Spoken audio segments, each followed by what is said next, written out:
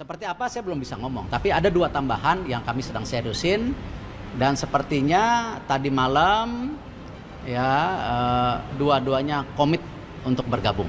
Dah. Belum bisa belum ada black and white, belum apa Mas? Enggak.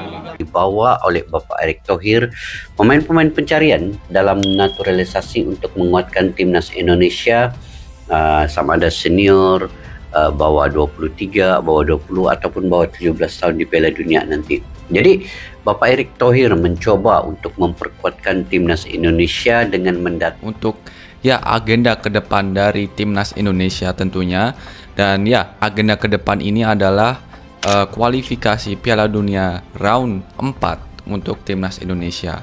Ya, kemarin di kualifikasi Piala Dunia round 3 kita berhasil menjadi peringkat keempat, walaupun menurutku kita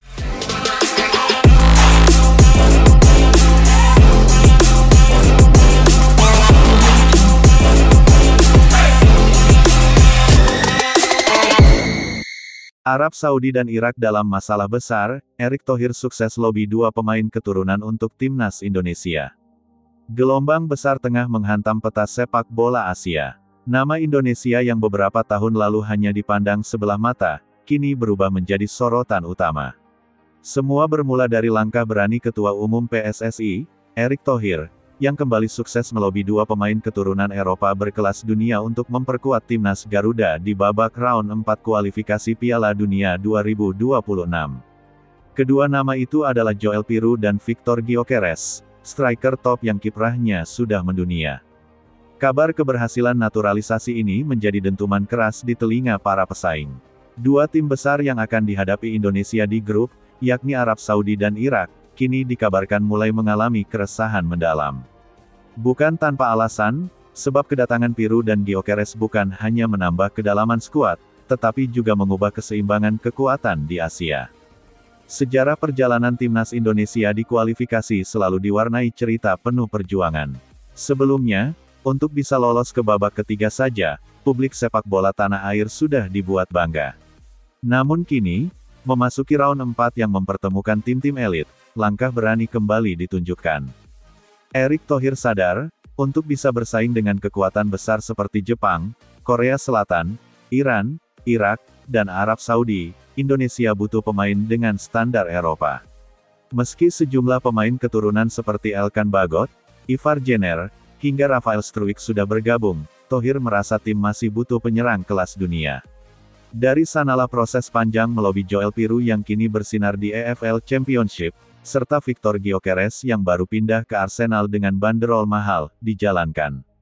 Butuh negosiasi panjang, diskusi dengan klub, bahkan pembicaraan serius dengan keluarga.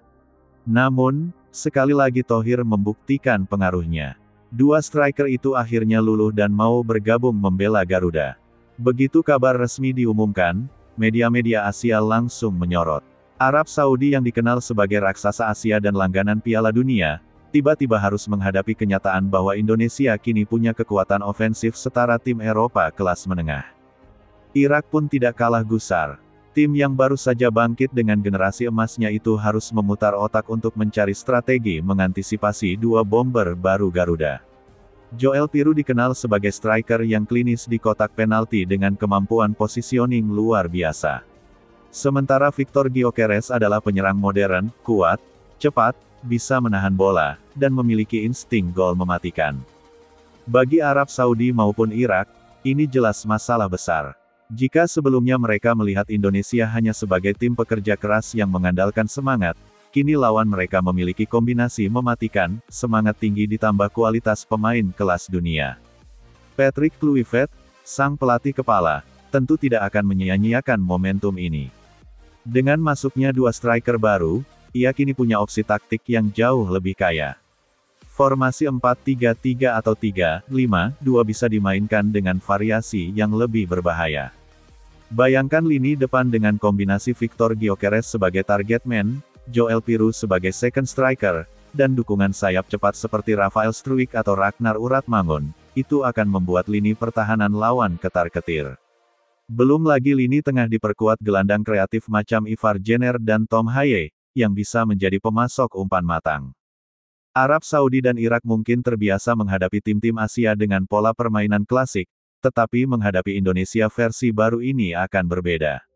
Mereka tidak hanya harus berhadapan dengan determinasi tinggi, tapi juga dengan penyerang yang sudah terbiasa menghadapi bek kelas dunia di Eropa. Media di Timur Tengah langsung menyoroti langkah PSSI ini sebagai kejutan terbesar dalam sejarah sepak bola Asia Tenggara. Harian olahraga dari Riyadh menulis bahwa Arab Saudi tidak bisa lagi menganggap remeh Indonesia. Sementara itu, media Irak mengakui bahwa persaingan di grup kini semakin ketat. Bahkan, beberapa analis sepak bola internasional menyebut bahwa Indonesia bisa menjadi kuda hitam yang mampu merusak dominasi tradisional. Jika Peru dan Gyökeres benar-benar menyatu dengan tim, maka Indonesia tidak hanya bisa mengganggu, tetapi juga berpotensi lolos otomatis ke Piala Dunia, tulis seorang kolumnis olahraga Eropa. Bagi supporter Garuda, ini adalah mimpi yang jadi kenyataan. Selama bertahun-tahun mereka hanya bisa menyaksikan nama-nama besar bermain di televisi, kini dua di antaranya akan mengenakan jersey merah putih. Atmosfer stadion dipastikan semakin membara, setiap pertandingan akan menjadi lautan dukungan yang luar biasa. Euforia ini juga memberikan dampak psikologis. Para pemain lokal akan semakin percaya diri karena tahu mereka bermain berdampingan dengan striker kelas dunia. Sementara lawan akan lebih tertekan saat bertandang ke Indonesia.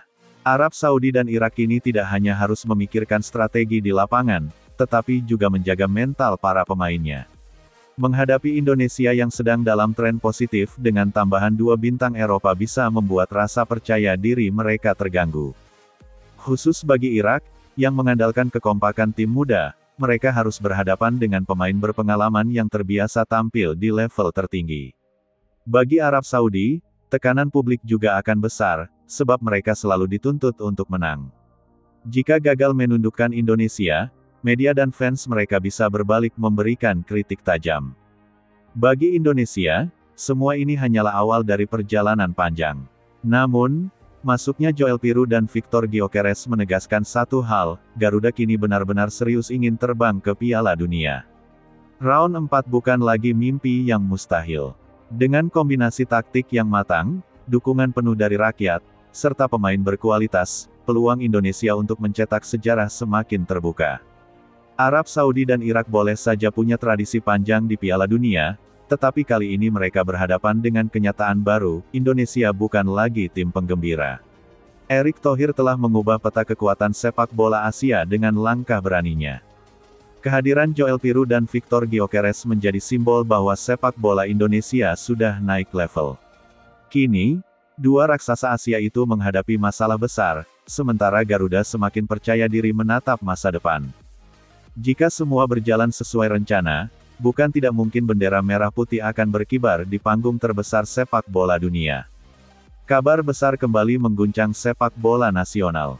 Dua penyerang papan atas Eropa, Joel Piru dan Victor Gyökeres, resmi memilih untuk bergabung dengan timnas Indonesia. Keputusan mereka ini menjadi bukti keseriusan dan daya tarik besar dari